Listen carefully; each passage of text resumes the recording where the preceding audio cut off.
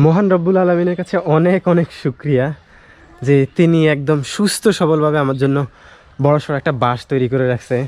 And now I am trying my hard যাতে একটু বাঁশের গিট ছাটানো যায়, দিলে ব্যথাটা একটু যাতে কম লাগে। অ্যাকচুয়ালি হয়েছে কি, আপনারা মিজি এগ্রোর ভিডিও যারা দেখেন তারা সবাই জানেন যে আমি ছোট্ট করে একটা খামারের প্রজেক্ট নিয়েছি।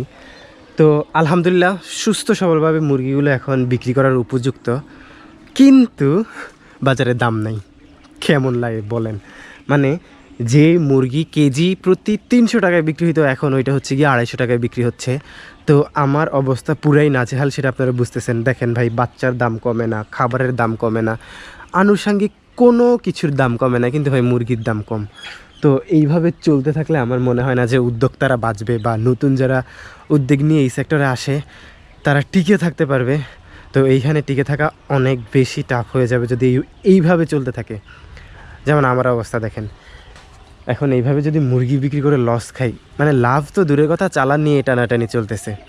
তো খুবই বাজে একটা অবস্থা, আর খুবই বাজে অভিজ্ঞতা। এবার জানি না, হয়তো আল্লাহ যা করে ভালোর জন্যই করে, হয়তো ভালো হবে, আল্লাহ ভরসা।